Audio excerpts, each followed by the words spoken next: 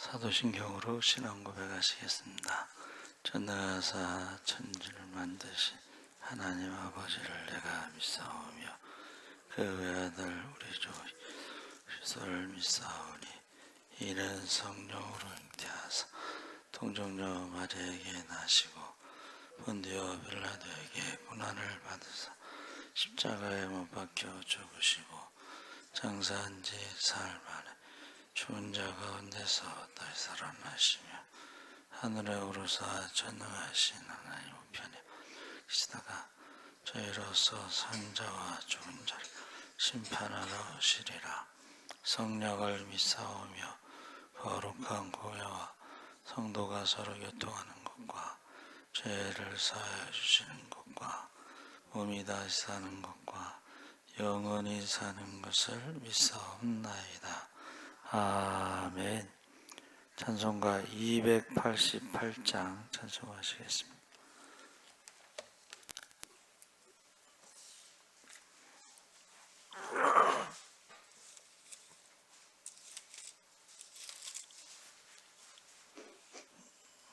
찬송가 288장 찬송하시겠습니다. 예수를 나의 구주 삼고 성령과 피로써 거듭나니 이 세상에서 내 영혼이 하늘의 영광 누리도다. 이것이 나의 간증이요 이것이 나의 찬송일세. 나 사는 동안 끊임없이 구주를 찬송하리로다.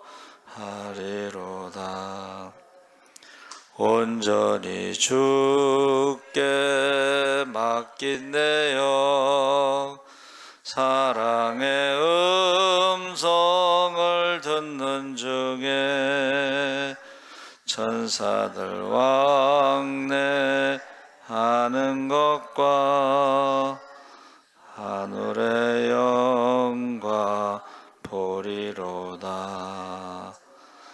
이것이 나의 간증이요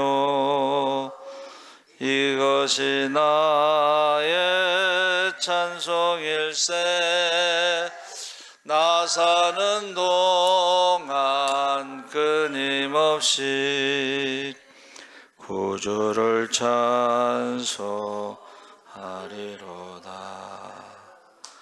주 안에 기쁨 누림으로 마음의 풍랑이 잔잔하니 세상과 나는 간 곳 없고 구속한 주만 보이도다.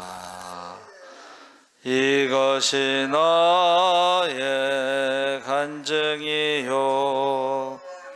이것이 나의 찬송일세. 나 사는 동안 끊임없이 구주를 찬송하리로다. 아멘. 하나님 말씀은 열왕기하 20장 1절에서 6절까지 교독하겠습니다. 598쪽에 있습니다.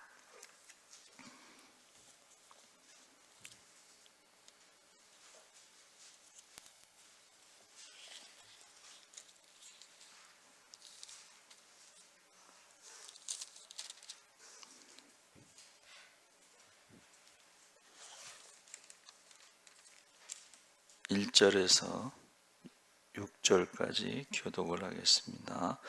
그때 히스기야가 병들어 죽게 되매 아모스의 아들 선지자 이사야가 그에게 나와서 그에게 이르되 여호와의 말씀이 너는 집을 정리하라 내가 죽고 살지 못하리라 하셨나이다.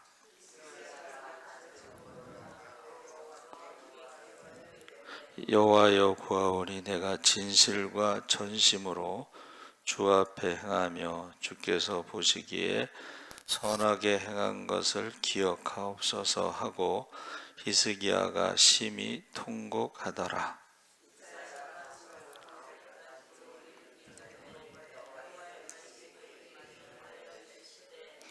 너는 돌아가서 내 백성의 주권자 히스기야에게 이르기를 왕의 조상 다윗의 하나님 여호와의 말씀이 내가 내 기도를 들었고 내 눈물을 보았노라. 내가 너를 낫게 하리니 내가 3일 만에 여호와의 성전에 올라가겠고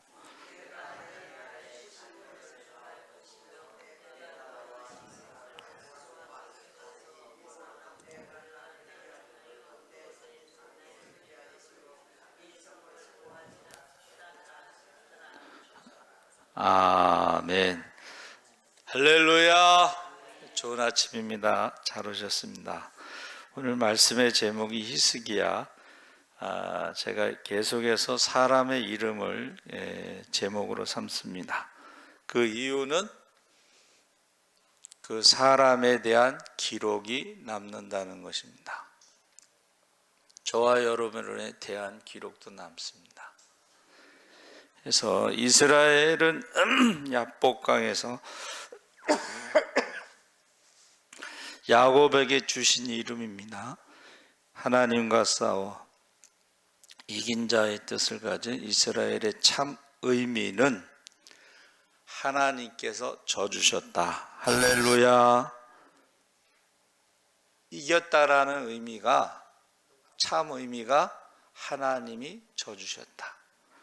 그래서 만왕의 왕께서 사람에게 질 수 있는가 하는 것은 바로 하나님이 우리를 사랑하시기 때문입니다. 그래서 우리가 갱년기 엄마와 사춘기 딸이 싸우면 누가 이긴다고 그랬죠? 전에는 갱년기 엄마가 이긴다고 했는데 실제로는 사춘기 딸이 이긴다는 거예요. 라디오에서 이제 사연이 막 오는데 다 사춘기 딸이 이긴대. 그래서 왜 그럴까 했더니 어른들 말씀에 자식 이기는 부모가 없기 때문에 그렇습니다. 그런데 이제 부모가 연세가 드시고 자녀들이 나이가 들면 그때는 부모님들이 어린아이와 같이 되기 때문에 그때는 어린아이와 같이 된 연세 드신 부모를 이기는 자식이 없다. 그것을 철들었다. 그렇게 생각을 합니다.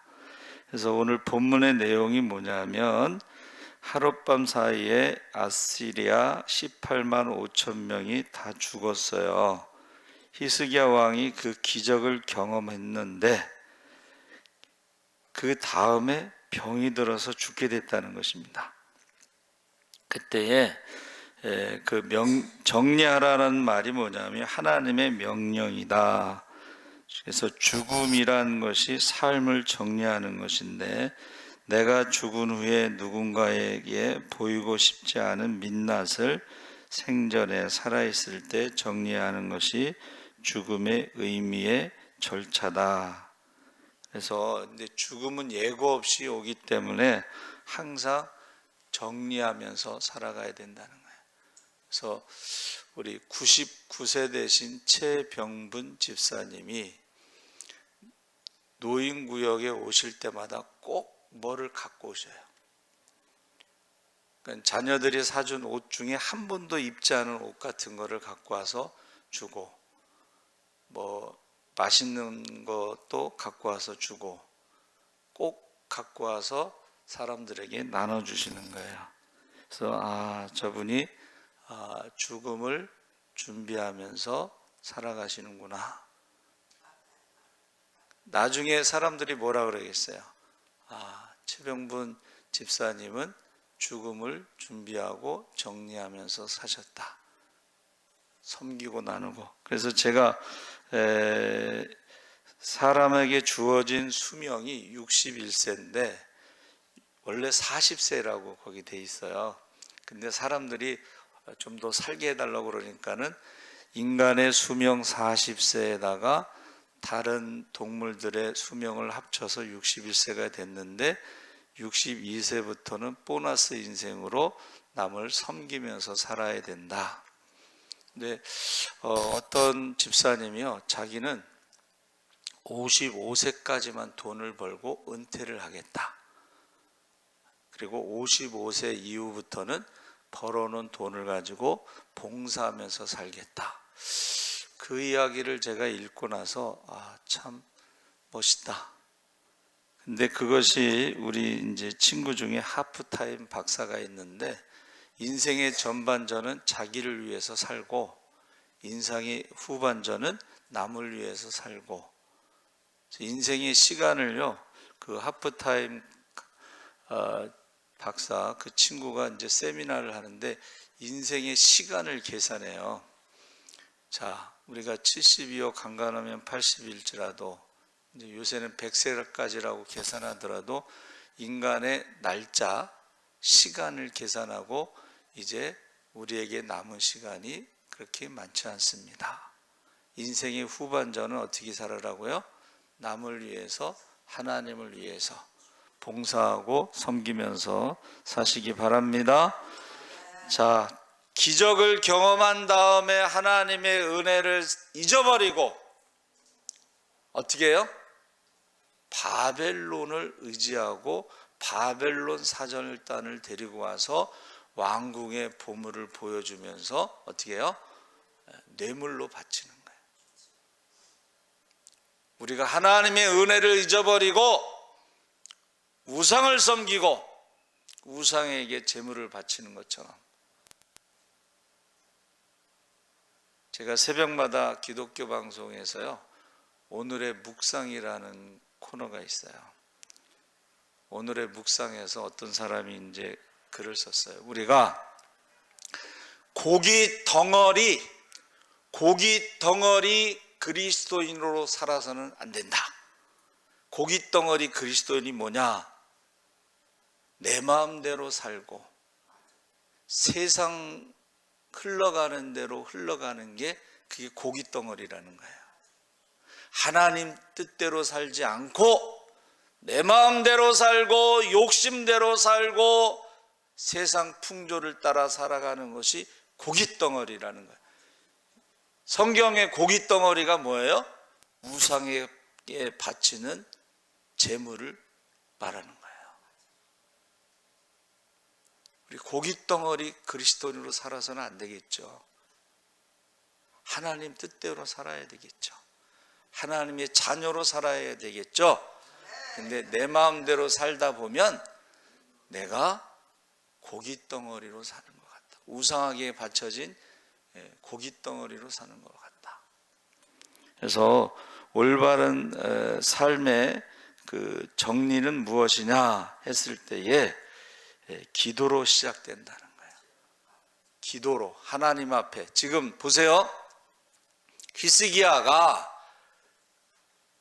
내가 정리해라, 이제 죽을 것이다, 그때에 기도를 하기 시작했다는 거예요.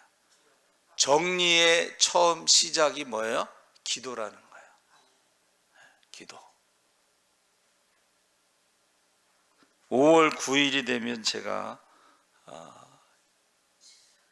병원에 입원한 지 1년이 됩니다. 그때 제가 24시간 집중 치료실에 들어가서 우리 박주창 선교사한테 문자를 보냈어요. 제가 목회를 못하게 되면 저를 대신해서 예수사랑교회 와서 목회를 해라. 교회를 위해서 이제 정리를 한 거죠. 그런데 우리 성도들이 기도해 주셔서 하나님이 1년을 연장시켜서 지금 살고 있어요. 너무 감사하죠. 여러분, 코로나로 인해서 10,000개의 20,000개의 교회가 죽었습니다. 그 죽은 교회를 살리는 첫 번째가 기도입니다. 저는 새벽 기도를 교회의 심장이라고 말했습니다. 싹금 목자 이야기도 했죠. 밥값이라도 하는 게 싹금 목자인데 오늘날에 밥값도 못하는, 그래서 최소한 우리가 평신도만큼은 신앙생활을 해야 하지 않겠느냐. 평신도가 새벽 기도하면 우리도 새벽 기도하고, 평신도가 성경 통독하면 우리도 성경 통독하고, 평신도가 전도하면 우리도 전도하고, 가장 수치스러운 것은 평신도마도 못한 목회자들이 있다는 것입니다. 하나님 앞에 가서 반드시 계산합니다. 무디 목사님처럼 이성복 목사님이 지옥에 가면 목사, 장로, 권사가 많다. 그런데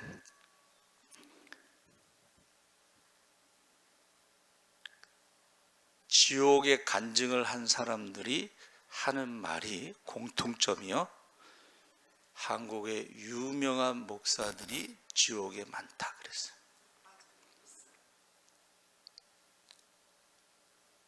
그런데요, 어제 제가 어떤 설교를 듣는데 미국의 목사님이 지옥에 대해서 설교를 하더라고요.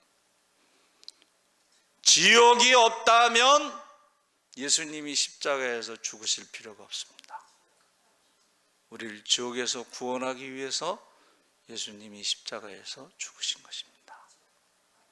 저는 그 설교를 들으면서 이거 미국 목사가 지옥에 대해서 설교를 한다. 지옥에 대해서 설교하는 거 좋아하는 사람 없습니다. 그런데 그 설교를 하더라. 지옥에 가면 목사, 장로, 전도사, 권사, 안수집사 많다는 거예요. 그래서 제가 가만히 생각했더니 새벽 기도 안 하는 목사도 많고, 전도 안 하는 목사도 많고, 새벽 기도 안 하는 장로, 권사, 안수집사 많다는 거예요. 그래서 지금 히스기야 삶을 정리할 기회를 주셨는데, 하나님의 영광을 드러낼 기회를 주셨는데, 그가 15년 수명을 연장받은 후에 한 것이 바벨론을 의지해서 바벨론을 불러들여서 왕궁의 보물을 주면서 보여주면서 그것을 뇌물로 바쳤다는 거예요. 그래서 그 다음에 하나님께서 그에게 심판이 있는데, 어떤 심판이에요? 17절에 오늘까지 쌓아두었던 것이 바벨론으로 옮긴 바 되고 하나도 남지 아니할 것이요. 18절에 왕의 몸에서 난 아들 중에서 사로잡힌 바벨론 왕궁의 환관이 되리라. 여러분, 바벨론을 의지하면서 쌓아둔 보물이 하나도 남지 않고 왕의 아들 중에 환관이 될 수가 있다. 그런데요, 히스기야가 뭐라 그랬어요? 여호와의 말씀이 좋소이다. 이사야 39장 8절에 내 생전에는 평안과 경고함이 있으리로다. 여러분, 다음 세대를 위해서 생각하지 않고 히스기야 왕이 있는 동안에는 평안과 경고함이 있다는 것에 좋습니다. 이렇게 말을 한다는 거예요, 히스기야가. 저와 여러분은 어떻습니까? 나라의 빚이 많아도 좋습니다. 나라의 빚은 다음 세대가 갚으면 됩니다. 그렇게 말하면서 나라에서 주는 돈이 공짜라고 생각하지만 다음 세대가 그것을 갚기 위해서 힘들면 어떻게 해요? 자살하는 거예요. 히스기야가 하나님의 은혜를 잊어버리고 바벨론을 의지하면서 그가 하나님의 심판에 대해서 좋다고 말한 거예요, 지금. 그러니까 지금 우리나라가 다음 세대를 생각하지 않고 지금 당장 빚을 내서라도 나라에서 주는 돈이 좋다는 거예요. 저와 여러분이요, 이 불신앙의 거룻줄을 끊어야 된다. 거룻줄이 뭐예요? 사도 바울이 배 타고 갈 때에 276명이 타고 있었는데 도망가지 못하게 거룻줄을 끊었잖아요. 그 거룻줄을 끊지 않으면 어떻게 해요? 자기가 살려고 도망갈 궁리를 한다는 거예요. 지금 우리의 자녀들이 지금 어떻게 되든지 말든지 간에 자기만 살려고. 여러분, 우리의 혈통의 자녀, 믿음의 자녀를 위해서 우리가 지금 기도해야 되는데, 우리의 혈통의 자녀가, 믿음의 자녀들이 지옥에 가든 말든 나만 살겠다고 기도하지 않으면, 사망의 잠에서 깨어나지 않으면, 나만 살아서 그 육신이 100년을 살아도 그게 무슨 의미가 있어요? 영원히 살아야지. 한국교회가 지금 사는 방법은 하나님 앞에 기도부터 해야 돼요. 하나님 앞에 기도하지 않으면 한국교회가 살아날 수가 없습니다. 그래서 원래 히스기야라는 이름은 하나님의 능력이란, 하나님은 강하시다. 이름은 히스기야인데 하나님은 강하시다라고 고백하는데 말로는 그렇게 하면서도 어떻게 해요? 바벨론을 의지했다는 거예요.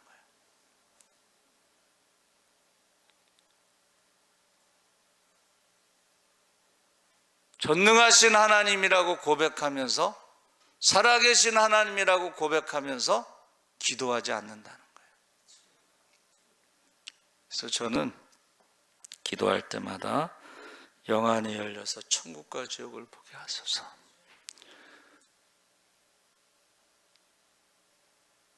장학일 목사님 교회 권사만 지옥에 있겠습니까? 우리 교회는 지옥에 있는 권사가 없습니까?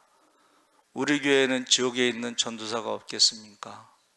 우리 교회는 지옥에 있는 장로가 없겠습니까? 그걸 보게 되면 어찌 기도하지 않겠습니까? 여러분, 저와 여러분이요, 히스기야가 하나님은 강하시다라고 고백하는 이름을 가졌는데 18만 5천 명이 하루아침에 죽는 것을 경험하고서도 하나님이 정리하라고, 죽음을 준비하라고 했을 때는 눈물로 기도했는데 15년 연장시켜 주니까 하나님을 의지하지 않고 바벨론을 의지해서 보물을 다 갖다 바치고 자기의 자녀들은 환관이 되고 고깃덩어리로 살다가 우상의 제물로 살다가 그렇게 끝내서 되겠습니까?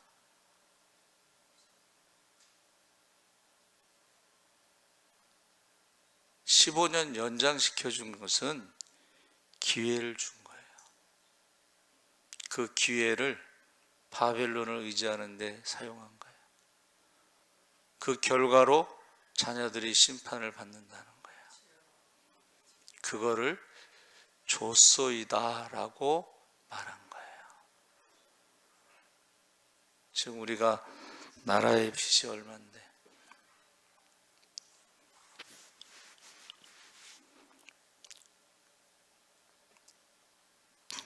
윤 대통령의 참모들이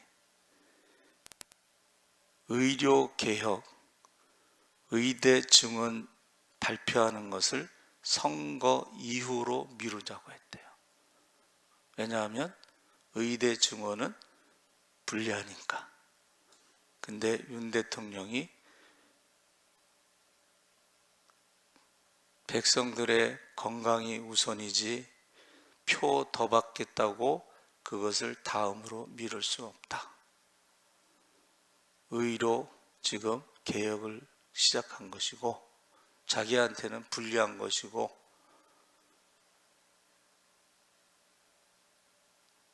노동 한기총, 한노총들이 데모를 하는데 그 사람들이 해먹은 돈이 어마어마해서 그것을 개혁했어요. 아무도 한노총을 건드리지 않았어요. 근데 그걸 건드린 거예요. 그 사람들이 해먹은 게 너무 많아. 그걸 건드려봤자 자기한테 정치적으로 이익 볼 게 없는데 그 개혁을 한 거예요. 인기가 떨어지지. 한노총, 한기총이 엄청나게 돈을 해먹었어요. 나라의 보조금을 헤쳐먹고 그걸 지금 개혁하고 있기 때문에 지지율이 떨어지는 거예요. 의대 증원 지지율이 떨어지는 일인데 그것을 갖다가 사람들은 잘 모르는 거예요. 박근혜 대통령이 왜 그렇게 탄핵됐어요? 정교조를 개혁하기 위해서 정교조를 갖다가 해체시키려고 하다가 정교조에 의해서 탄핵당한 거예요. 세월호의 주범이 가장 이익을 보는 집단이 범인인데 세월호를 통해서 정교조가 대통령을 탄핵했죠.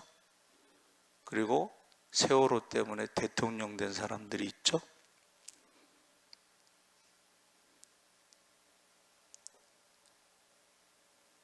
세상은 조작한다. 잠언에 보니까 세상은 조작이 된다. 재판은 공정하지 않다. 그러나 하나님 앞에서는 심판받을 것입니다. 하나님 앞에서는 감출 수가 없을 것입니다. 그래서 저 여러분이 이름값, 여러분의 이름값이 있어요. 성도는 존귀한 자니 나의 모든 즐거움이 그들에게 있도다. 할렐루야. 성도라는 거룩한 이름을 가지고 존귀한 생각을 하고 존귀한 말을 하고 존귀한 삶을 사시기를 주의 이름으로 축원합니다. 살아계신 하나님 아버지, 우리가 이름값을 하며 살아가게 하시옵소서.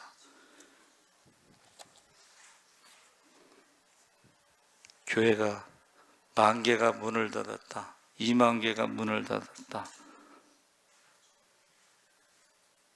우리가 심각하게 교회를 살릴 수 있는 방법을 기도하게 하시고 작은 교회, 개척교회, 시골교회를 살리는 방법은 작은 교회를 위해서 우리가 개척교회를 위해서 섬교회를 위해서 새벽에 와서 기도하는 것입니다. 그들에게 성교비를 보내는 것입니다. 말과 혀로만 사랑하지 말고 새벽에 나와서 교회를 위해서